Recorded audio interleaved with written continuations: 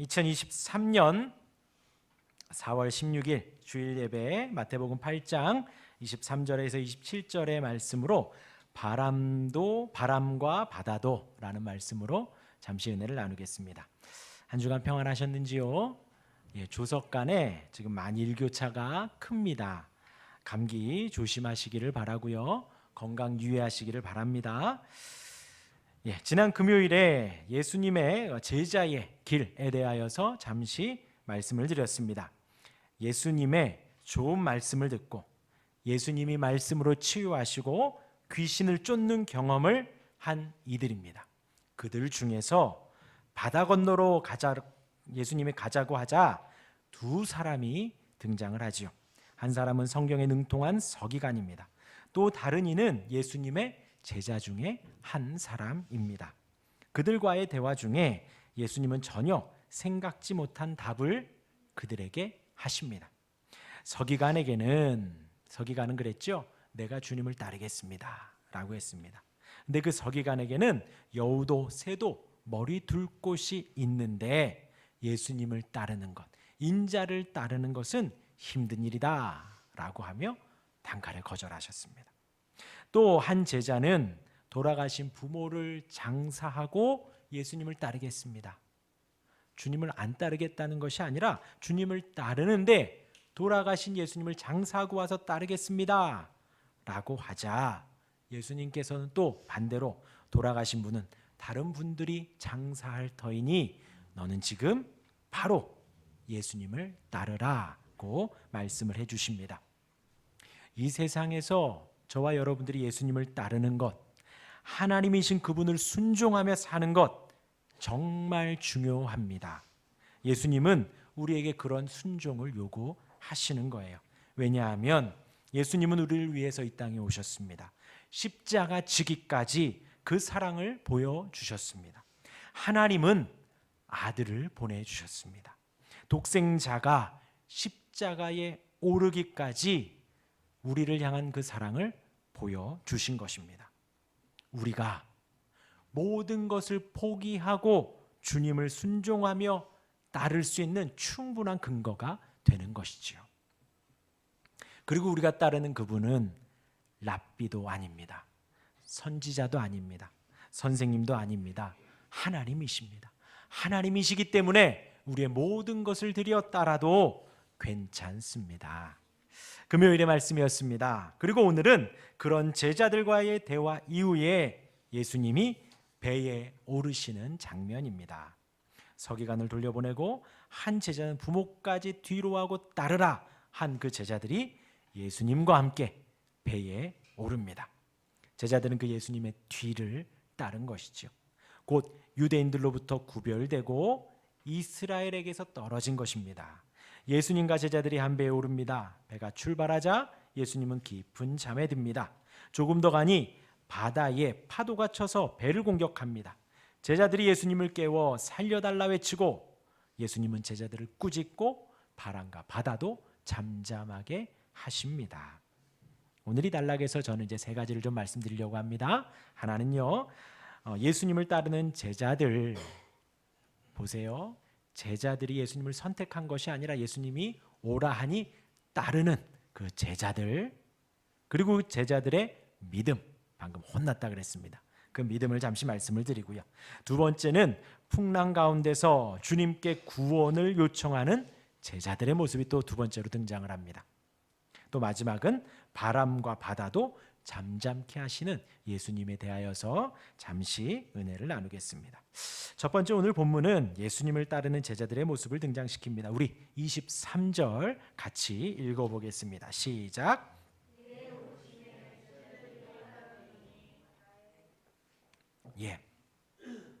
곧 마태는요, 특징이 왕이신 예수님을 부각시키시는 것입니다. 그렇기 때문에 제자들과 예수님의 관계, 예수님과 제자들의 모습을 보면요, 예수님 뒤에 제자들이 따른다라고 지금 표현을 하고 있는 것입니다. 금요일에도 말씀드렸듯이 제자들이 랍비를 선택하듯 지금 이 제자들이 예수님을 선택한 것이 아닙니다. 예수님이 제자들에게 나를 따르라 한 것입니다. 사전 설명이나 본인의 커리어를 설명하고 그것이 아니라 그냥 나를 따르라. 그 권위 있는 한마디 말, 그 말씀 앞에 제자들이 지금 따른 것이지요. 마찬가지입니다. 저와 여러분들도 마찬가지죠. 여기서 예배하는 여러분들, 예수를 잘 믿는 사람들, 교회를 열심히 다니는 분들 중에 예수님의 부름을 받지 않은 분이 하나도 없습니다. 다 주님의 부름을 따라, 주님의 이끌림을 따라, 어떤 분은 마음의 음성으로, 감동으로, 어떤 분은 친구의 소개로, 어떤 분은 친구와 함께, 부모와 함께, 자녀와 함께 할 뿐이지요. 우리 마음 안에 다 주님의 그 나를 따르라는 음성이 있다라는 것입니다. 예수님은 우리를 부르십니다. 예수님이 우리를 택하셨습니다. 그런데 오늘 본문에 예수님을 제자들이 믿고 따르기는 하는데 아직 믿음이 그닥 좋지는 않습니다. 그러니까 예수님을 따라서 배 위에 오른 거예요. 그런데 그들의 믿음이 그닥 좋지는 않다는 거예요. 조금 전에는요, 이방인인 백부장, 지금 이 제자들은 유대인들이거든요. 그런데 이방인들 중에 백부장을 향해서는 믿음이 크다, 이스라엘 중에 이만한 믿음을 가진 자가 없다라고 극찬을 하셨는데, 지금 배 위에 오른 제자들은 혼나고 있다라는 것이죠. 26절 우리 상반절 같이 한번 26절 전체를 한번 같이 한번 읽어보겠습니다. 시작. 예수께서 이르시되 어찌하여 무서워하느냐, 믿음이 작은 자들아 하시고 곧 일어나 바람과 바다를 꾸짖으시니. 당시의 일반적인 고깃배에는 한 13명 정도가 탑승을 했다고 합니다. 그리고 그 배에는요, 지금 제자들 중에는 평생 고기를 잡은 어부들이 함께하고 있지요. 예수님이 건너는 바다에 파도를 칠 수 있는 경우의 수가 많지 않답니다. 그런데 그 중에 한 두 가지가 있는데, 하나는 큰 지진이 나면 파도가 좀 칠 수 있다 하고요. 두 번째는 큰 바람이 불 수 있다고 합니다. 그 갈릴리 바다 북쪽에는 헐몬산, 헤르몬산이라고 하죠. 거기에서 찬바람이 내려옵니다. 그리고 바다에서 올라오는 더운 공기와 만나서 갑작스럽게 기후가 변화를 일으키면 풍랑이 일으키는데, 그것이 거대한 회오리 바람을 일으켜서 배가 전복되기도 하고 사람이 죽기도 한다고 해요. 이런 경험들이 있어요. 누구에게요? 그 배 위에 있는 제자들 중, 어부들 중에는 그런 경험 혹은 그런 이야기들을 많이 들었다는 것이죠. 그러니 지금 예수님과 함께 가더라도 정원에 꽉 찬 그 배 위에서 그런 파도가 치니 두려워하고 무서워했다라는 것입니다. 인간적으로 보면 당연하지요. 그런데 예수님이 그들을 꾸중하셨지요. 예수님이 꾸짖은 것은 제자들이 두려워했기 때문입니다. 두려워하는 것은 걱정을 하고 있다라는 것이죠. 방금 말씀드렸어요. 걱정과 두려움은 본능입니다. 본능적으로 와요. 그리고 그 두려움은 우리가 그냥 늘 가지고 있는 것이기도 하고요. 혹은 또 좀 쓸데없는 두려움도 있기는 하죠. 굳이 내일 일을 끌어다가, 굳이 일주일 후를 끌어다가 우리가 걱정하고 두려워하기도 합니다. 그런데 지금 배 위에서 풍랑을 만난 제자들의 두려움은 어찌 보면 마땅한 것인데, 예수님은 지금 그들을 혼내고 있다는 것이죠. 왜일까요? 지금같이 배 위에 있는 분이 모든 필요를 채우시고 보호하시는 하나님이신데, 그 하나님이신 것을 철저히 신뢰하지 못하기 때문에 걱정하고, 철저히 신뢰하지 못하기 때문에 지금 두려워하고 있다라는 것이죠. 여태까지 예수님의 모습이 어떠했는데요? 병을 고쳤습니다. 나병 환자에게 손을 대니 나았어요. 백부장의 종은 보이지도 않는데, 보지도 못했는데 말씀으로만으로도 치유가 되었습니다. 베드로의 장모는요, 열병으로 누워서 오늘 내일 돌아가실 분이 예수님을 만나자마자 벌떡 일어나 수종을 드는 거예요. 벌떡 일어나 예수님께 음식을 대접하고 거기 모인 모든 사람들에게 음식을 대접하고 있는 것입니다. 귀신을 쫓습니다. 예수님이 하나님이심을 충분히 드러내신 거예요. 그런데 바다와 파도 때문에 걱정하고 두려워하는 것, 하나님이신 예수님이 이해가 되지 않는 거예요. 그렇다고 예수님이 제자들에게 믿음이 없다라고 하신 것이 아니죠. 믿음은 있는데 아직 믿음이 예수님이 기대하는 만큼 크지 못했다라는 거예요. 그 백부장에게는 내 믿음이 크다. 그리고 지금 이 제자들에게는 내 믿음이 왜 이렇게 작으냐라고 지금 꾸중을 하신 것입니다. 그래서 예수님은요 지금 막 죽을 똥살똥 하는데 그 바람과 파도를 꾸중하시기보다도 먼저 두려워하는 제자들에게 먼저 그 제자들을 지적하시는 걸 먼저 하셨다라는 것입니다. 우리 26절 다시 한번 읽어드리면요, 예수께서 이르시되 어찌하여 무서워하느냐 믿음이 작은 자들아. 먼저 하셨죠. 먼저 혼내셨죠. 또 일어나서 바람과 바다를 꾸짖으시니 아주 잔잔하게 되거늘 후회하셨습니다. 이깟 파도 앞에 두려워하는 너희들아, 곧 자신들의 믿음이 작다는 것을 점검하라는 거예요. 지금 이제 막 빨리 저것부터 잠잠케 하고 혼내셔도 되는데 지금 이들을 먼저 혼냈다라는 것이죠. 그러니까 그 제자들의 그 믿음을 점검하고 제자들의 그 믿음이 작은 것을 빨리 돌이켜보라는 것입니다. 하나님이신 예수님, 함께 있으면서도 걱정하는 너희들아, 너희 믿음을 돌아봐라. 너희 믿음을 계속해서 점검해 보아라 라고 말씀을 하신 것입니다. 여러분, 우리는 믿음을 늘 돌아봐야 합니다. 우리 교회는 그렇지 않지만 큰 교회 다니시는 분들이 종종 이런 실수를 합니다. 왜냐하면 저도 청년 때 큰 교회를 다녔었거든요. 큰 교회를 다니기 때문에 내 믿음도 이렇게 크다라고 착각을 한다는 것이죠.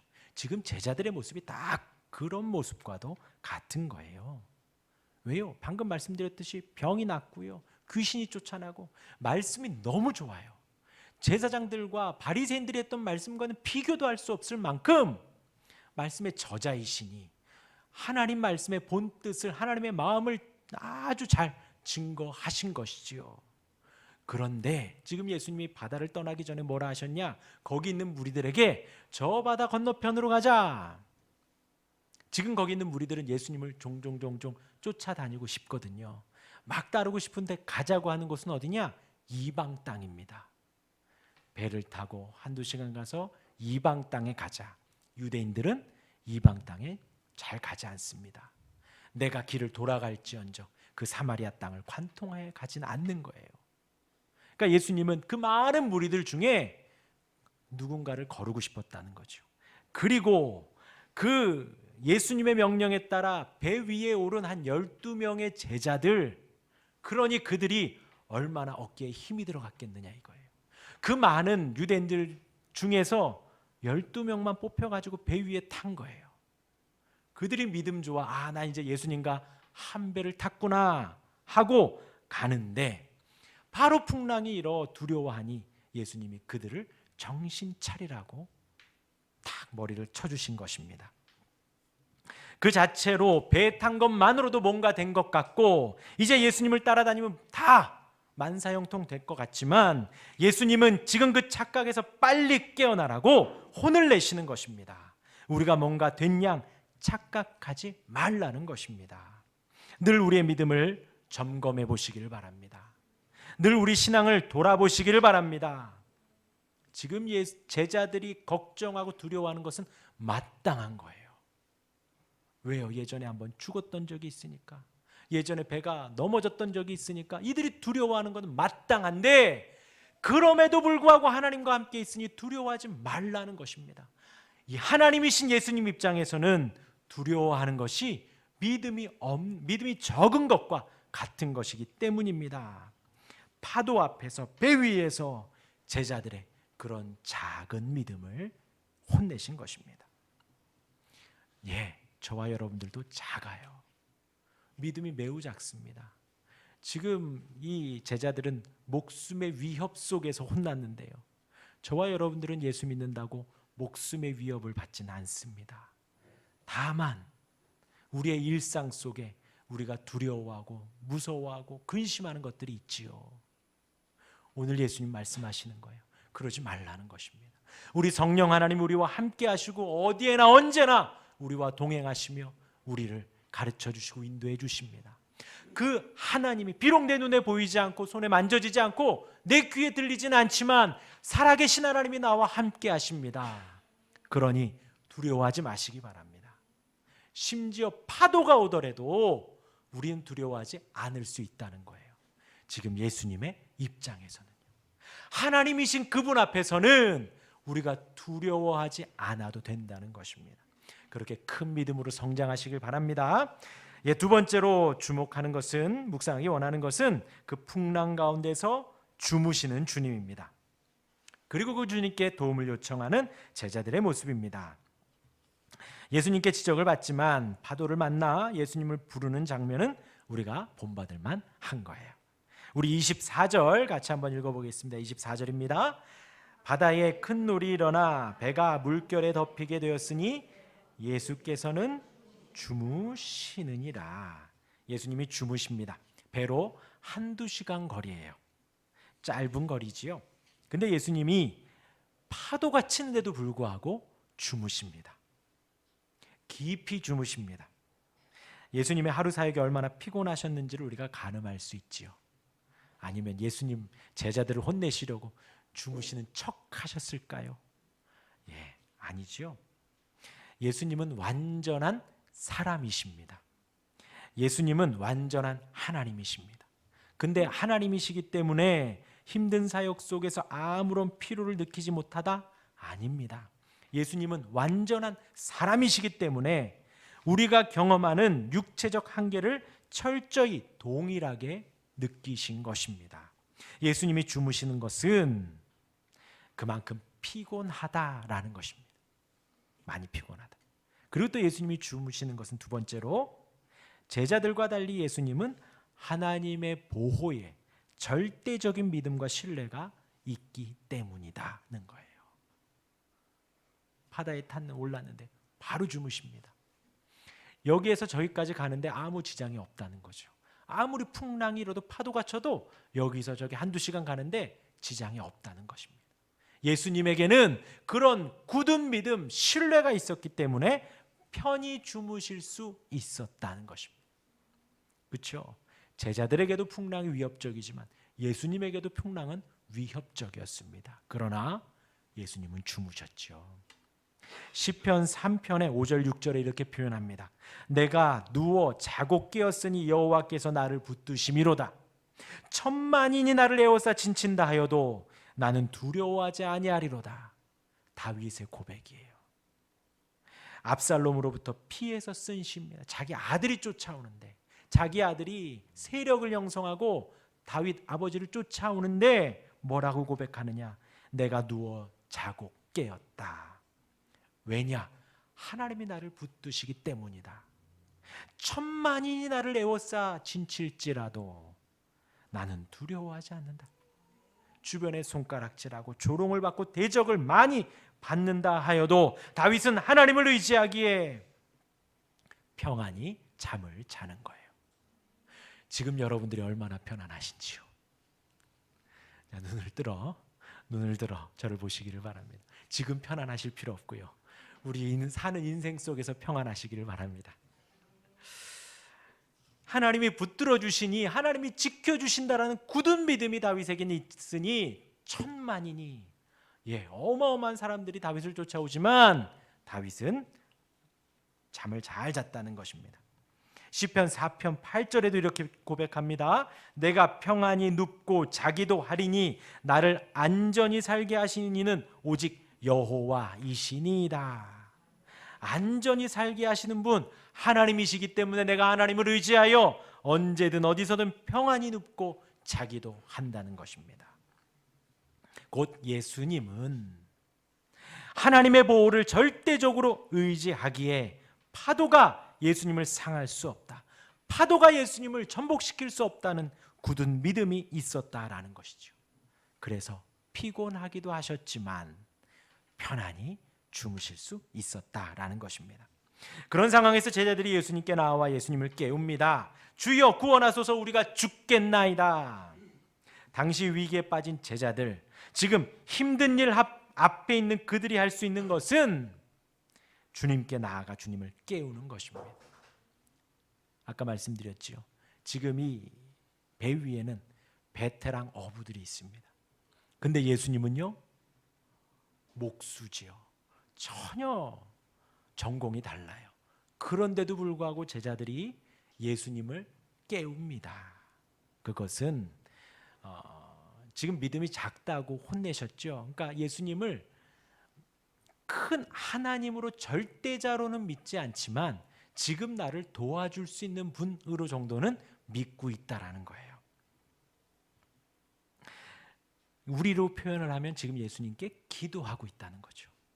지금 막풍랑 치는데 예수님 좀 일어나 보셔요. 예수님 파도가 치네요. 하지 않으셨을 거예요. 그렇죠? 제자들이 예수님을 부를 때에 아마 외쳤을 겁니다. 주여 우리를 구원하소서. 주여 우리가 죽겠습니다. 이 정도도 아니었을 거예요. 막 크게 외쳤을 겁니다. 그렇죠? 부르짖어 기도했다라는 거죠. 막 외쳐 주님께 손을 내밀었다라는 거죠. 간절히 기도했겠죠. 예전에 목사님들이 종종 이 부르짖는 기도에 대하여 예화를 들지요. 물에 빠져 죽어갑니다. 물에 빠져 죽어가는데 선생님 저 좀 구원해 주시겠습니까? 거기 있는 줄 좀 던져주시면 제가 빠져나갈 수 있는 것 같은데 어떠신지요? 할까요? 아니죠. 허우적 되면서 살려달라고 정말 사력을 다해 외치죠.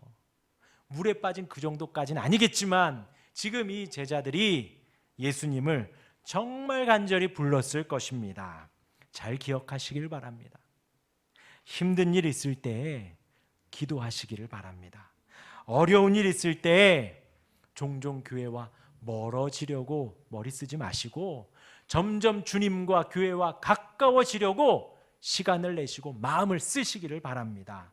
더 가까이 와야 합니다. 지금 저는요, 기도 당번을 정할까 생각 중이에요.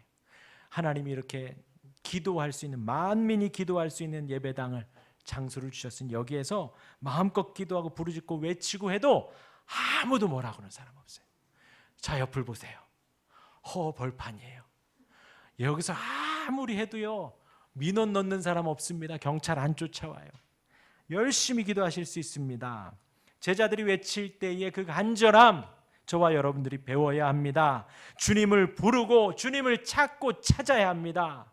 힘든 일, 어려운 일 있을 때 더 무릎을 꿇어야지요. 힘든 일, 어려운 일 있을 때 연락처를 카카오톡을 이렇게 보실 것이 아니에요.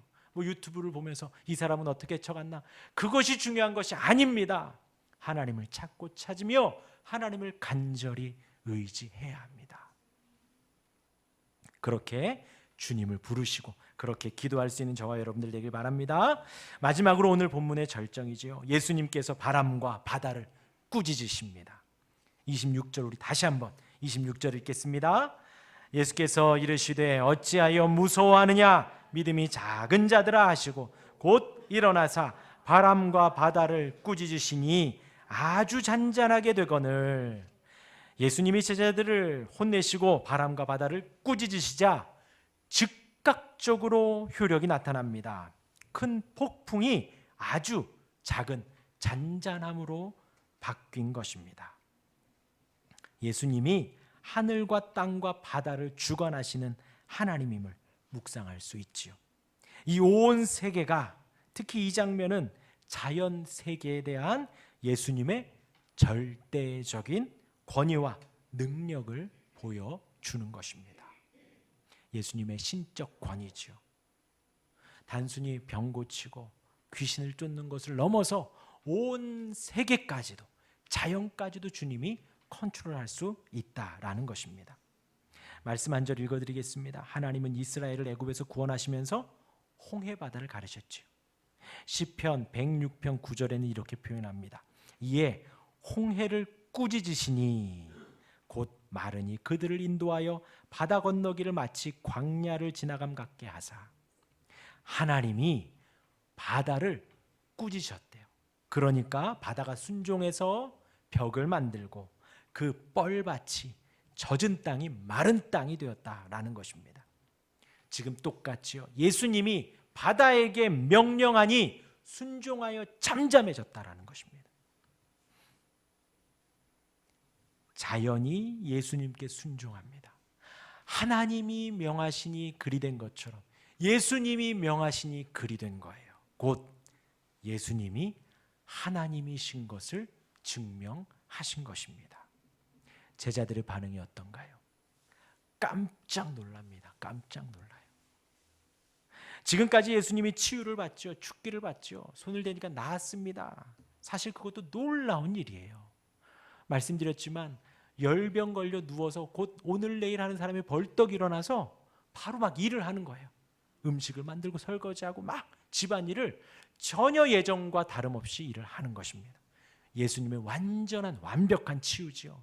지금도 마찬가지로 이제 곧 배에 들이닥치고 배를 전복시킬 만한 어마어마한 파도. 여러분 뭐라 그러죠? 성난 파도라 그러죠. 경험해 보셨나요? 저는 봤습니다. 배가 뒤집히는 걸 제 눈앞에서 봤어요. 그런데 중대장이 그냥 가더라고요. 얘들아 수고해라 그러고 가더라고요. 파도는 정말 우리를 집어삼킬 것처럼 정말 무서워요. 바다 한복판에서. 그런데 예수님의 작은 꾸짖음이 그 파도를 훅 잔잔케 했다라는 거예요. 그러니까 제 생각에는요, 설교 준비하다 생각한 것이 이게 천천히 잦아든 것은 아닐 것 같아요. 한순간에 확 꼭 우리 얘네들이 막 떠들다가 하면 딱 정신 차리듯이, 아까도 애들이 막 그러다가 차렸다니까 애들이 샥 조용하잖아요.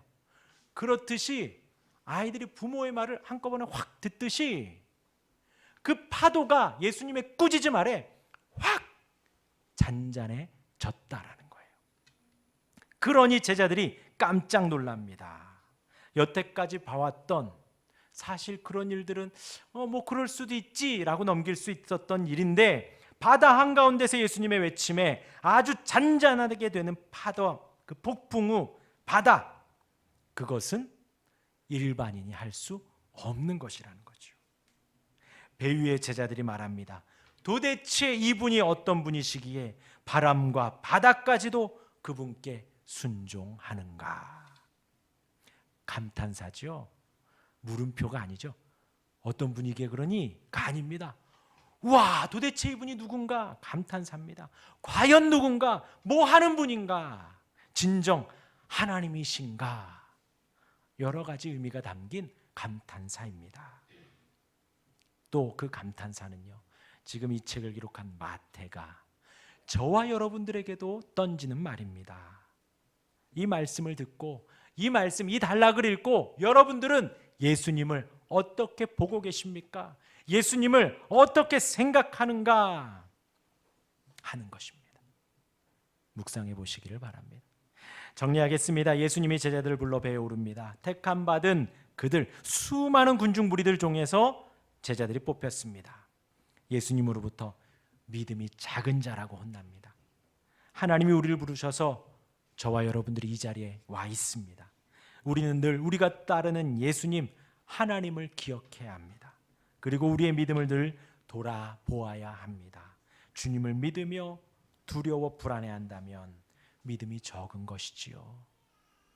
더 큰 믿음을 달라고 주님께 요청하시기를 바랍니다. 내 믿음이 자라도록 분명히 지금 예수님이 표현하셨잖아요. 큰 믿음, 칭찬하는 믿음이 있고 작은 믿음, 혼나는 믿음이 있어요. 믿음이 없다는 게 아닙니다. 저와 여러분들에게 있는 그 믿음 늘 점검하셔서 우리의 믿음이 커갈 수 있기를 바랍니다. 그리고 그런 두려움이 있을 때는 언제든 기도해야 합니다. 제자들이 예수님을 깨우며 주여 구원하소서 한 것은 모범 답안입니다. 다른 답이 있는 게 아니에요. 이것이 답입니다. 우리가 힘든 일을 당하고 곤란한 일을 당하고 내가 감당 못할 큰 파도가 밀려올 때에 우리는 더욱 기도해야 합니다. 하나님을 부르며 하나님께 가까이 나아가야 합니다. 그리하면 하나님은 바람과 바다를 잠잠케 하실 것입니다. 내가 감당하지 못하던 것인데 하나님은 꾸짖으시고 하나님은 잠잠케 하실 거예요. 혹은 명령하시고, 혹은 우리를 보듬어 주시고 위로하시며, 적어도 내 마음의 파도는 충분히 잔잔케 해 주실 것입니다. 지금 이 마태복음 8장이지요. 아직 제자들이 모인 지 얼마 안 됐습니다. 12명을 아직 정하지도 않은 거예요. 그러니까 지금 이 배에 탄 12명이 그 12명이 아닐 수도 있다는 것이 학자들의 말이에요. 이 제자들을 예수님이 나중에 누구로 만들어가요?